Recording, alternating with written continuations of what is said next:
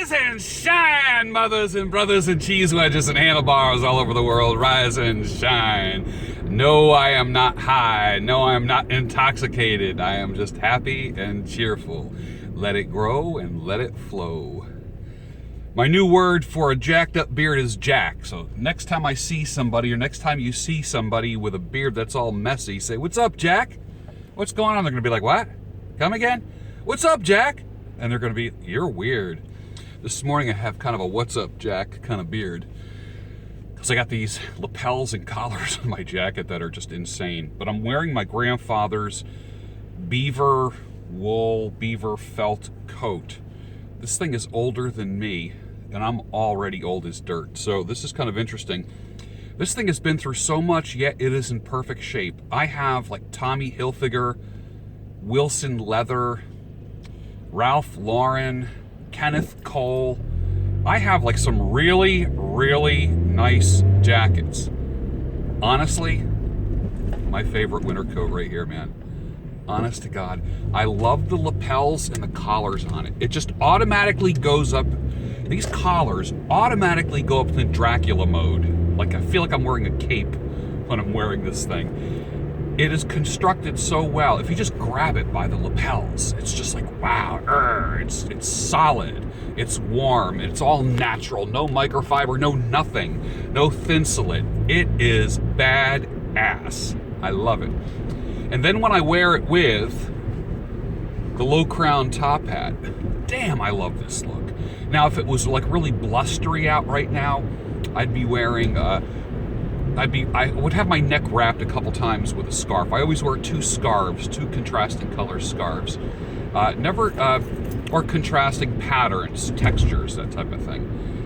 Rather than just one, just because it's visually interesting and I like depth, texture, patterns, and so forth.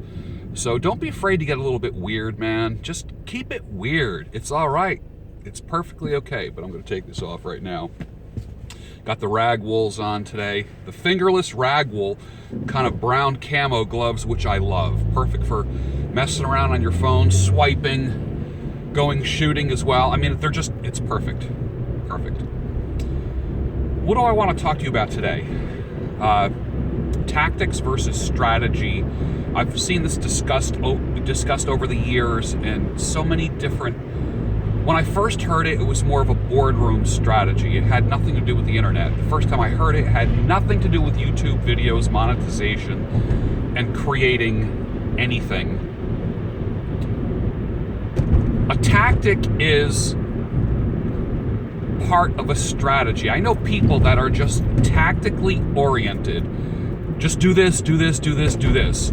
And they do 10 different things with no real purpose in mind. The purpose in mind would be the strategy. Think about it. If you have a YouTube channel, the most important thing to do, for instance, if you don't have a destination, guess what? You'll get there. Did you get that? If you don't have a destination, you'll get there. Where? Nowhere. If your destination is nowhere, that's exactly where you will get. How are you setting your sails in your rudder? Okay?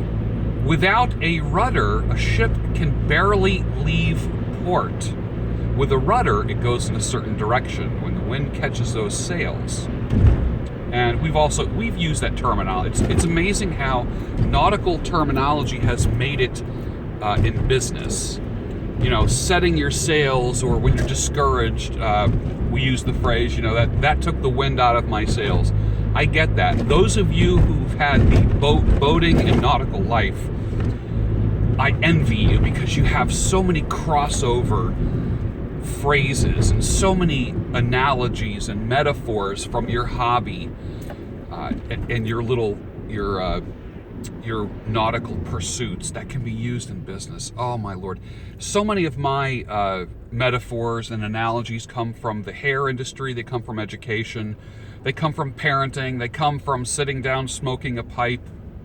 They come from being a friendly person and amiable, to the point where I have such a wide a wide variety of friends. I don't like the word diversity, because the word diverse has been so perverted in the past 5 years that it doesn't mean what it used to mean. So when I hear people say, oh yes, we have a very diverse business, or, and I just want to say this, I don't think the word diverse means what you think it means. So let's just forget diversity and diverse. How about just a nice variety? How's that sound? Just call things what they are. Honestly, when you trip over yourself and actually expend calories trying to come up with words for something in order to not offend anybody, you are so on the wrong path. And you're destined for failure. Mark my words. Call things what they are. Call problems what they are. Call challenges what they are. Do not use fancy words. Some of you who watch the news way too much and read, left or right-leaning bullshit, you end up using the stupid words that reporters use to describe your situations. Don't do it, because it's done nothing but divide us, not only as a country if you live in the United States, but it divides us in the world. Okay? It makes us fear one another, and I'm not about that. I'm all about your success, and I want you to be as successful as you want to be. I want you to be hugely successful, but I have no control over that. I want you to be as successful as you want to be. Successful in relationships and work, life. So let's think about tactics versus strategy. When I first started this out, I made first few videos which were meant just to answer questions about beards, because I was answering the same question a bazillion times. So now, so early on, I would just direct people to the YouTube channel, which was Gray Bailey is a kind of like Beard University. And then it kind of went over into life coaching. I have my master's in education with a concentration in counseling, and I have a coaching certificate. So I'm skilled at sitting down with people and helping them unemotionally deal with issues. I did that for years, many, many years. Even as a person who is behind a chair cutting hair, I use those skills. And because I did that, I felt like I was wasting a lot of my knowledge. And as a matter of fact, I always thought that I wasted my college education, wasted my experience, 22 years in the healthcare education and marketing field. And sometimes all of those things all wrapped up in one thing, one job. So what's happening is I'm taking people that have a little bit of a ragtag background. I've appealed to the army of average, not the excellers, not the guys that are just great at everything. I have managed to reach out to the men and women that are average or above average, but not excellent, and challenging you to be excellent. That has worked for me. That has proven to be a good thing. Proven to be profitable for me. The YouTube channel has grown. But one of the first things that I did after I realized I have something a little bit more to offer than just beard wisdom, beard knowledge, is some wisdom and some life experience, because I'm a retrospective person. There was a time in my life when I acted and didn't think first. Now I think before I act. And I've always been a thinker, but when it came to certain issues like relationships, women, I would just, honestly, I wasn't using this head right here, man. And I live to tell about it. I bear on my body and in my brain emotional and physical scars of making bad decisions in my lifetime. I have suffered wicked consequences as a result of dumb decisions, and many of you have as well. Everything from just embarrassing substance abuse and its consequences to suicidal things. I feel like I'm a kind of a slightly darker, more melancholy-ish person by nature, but that doesn't mean suicidal. But at one point, it did lead to suicidal ideation, where I just wanted to die and had attempts to do so. But I know what leads me down those paths. I know what those triggers are. Triggered! I know what those triggers are. In the same way an alcoholic knows hungry, angry, tired, whatever those triggers are for you that lead you down the path of self-destruction. Loneliness might cause you to start wanting to fill your bed with someone else, and what happens is you end up in a half-assed, stupid relationship. That's horrible for you. Beware of ruts. Some can last 10 years. So you end up sleeping with somebody quickly, and then you think you love them. Doesn't work, guys. Doesn't work. If your strategy is to be happy and not get laid, then you do things differently. If your strategy is to get laid and then you just mysteriously fall in love, I guarantee you it's not love. Take my word for it. Your goal was to get laid. You don't have to fall in love. You don't have to marry the person. You don't have to move in with them. They don't have to move in with you. It is what it damn is. The biggest mistake people make is getting laid and then thinking that they're in love. Holy crap. More lives, more men's energy has been wasted because of that particular scenario than anything else.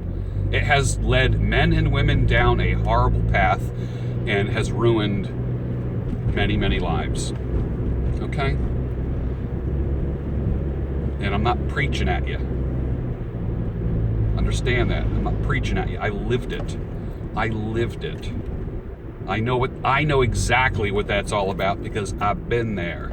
I know what it's like, and I know how it depletes you emotionally, financially, and just wipes your goals out. Do not let anything neutralize your goals.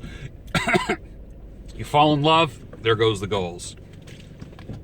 You might have great sex, but there goes the goals. She's beautiful, there goes the goals. He's lovely, I can't be without him, there goes the goals. Wake the hell up. Let's get back to strategy. My strategy after I realized I had more to offer was that in 18 months I wanted to match my income in 24 months, exceed my income, so I no longer have to work in a mall, in a retail situation.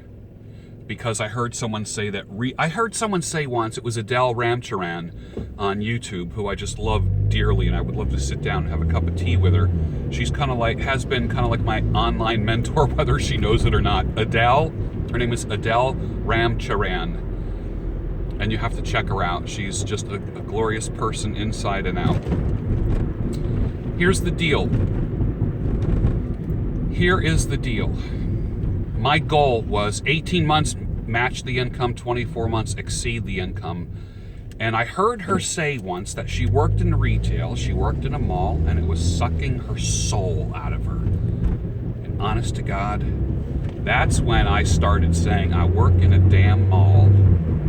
It was at that point because I felt my very life, my energy, my soul getting sucked out of me in the retail life. Now, for those of you who have retail businesses, if you can work hard to create life for your employees, they're not going to feel like their life and their soul is getting sucked out of their chests and out of their brains and out of their hearts.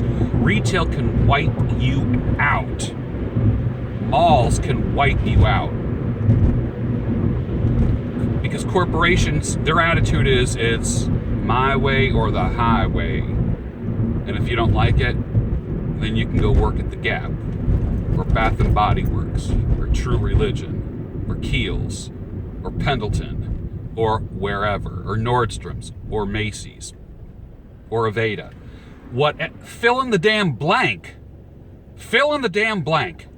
They will suck the damn life out of you. A company, if it doesn't provide life, it takes life. Think about it. If a company you work for is stealing, pilfering, they might not just in one day steal your soul, but they're going to take one grain of sand from your soul, one little molecule of your soul, and over a long period of time, your soul is getting depleted. And when I say your soul, your life energy. That's why you need to do your own thing and seek independence and to create your own personal independent state.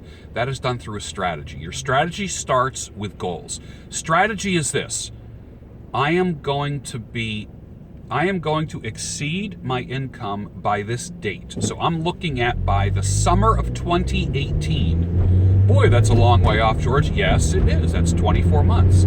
That's 2 years beyond when I started this thing. So I'm giving myself 2 years to celebrate my personal Independence Day. Even as an old fart, I'm seeking an Independence Day. I don't want Dependence Day or Depends Day. I don't want that. I'm not interested in depending on anyone or anything. And if that speaks to you, then gosh, you are on the right channel. So a strategy is the ultimate. What do you want to do? I want to say bye-bye. As John McLaughlin used to say. Anyone ever watched the McLaughlin Report? McLaughlin Report with the pundits? And he used to say bye-bye at the end of his show.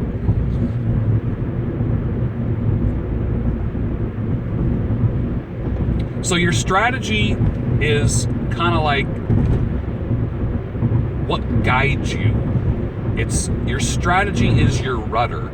Everything you do after you decide what your strategy is, which is your goal, then you just basically fill in the blanks with tactics. Upload more videos.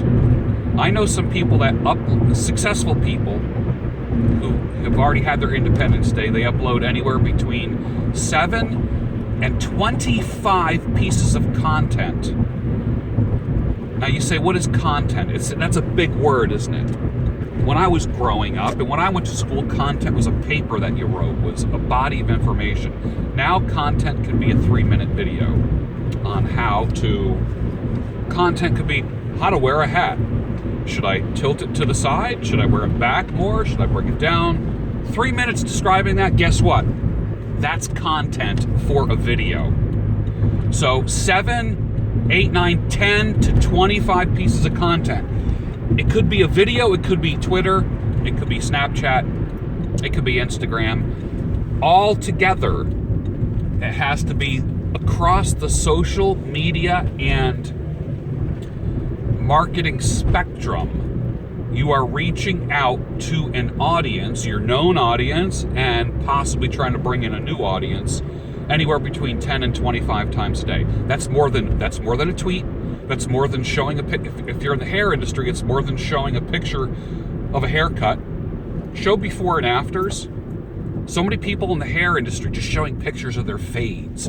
Hey, you want to see the fade that I did? And they do like the mirror image, or the mirror image of their keratin straightening, or give me the before and after. People aren't paying for a cut, as Ted Gibson says. Hey, what's up, Ted? Peace, brother. People aren't paying for a cut. They're paying for a transformation. They pass, if you're in the hair industry, and I'll just speak strictly to hair people right now. If you're in the hair industry, or any industry, I guess, can benefit from this.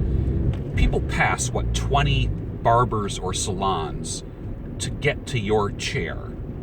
Think about it. They're coming to you for a transformation. They're coming to you for something that they can't get from 20 other places that they just passed. So your strategy is to educate your market and to build a new market of people who need to know your wonderfulness and your skills and your gifts and your talents.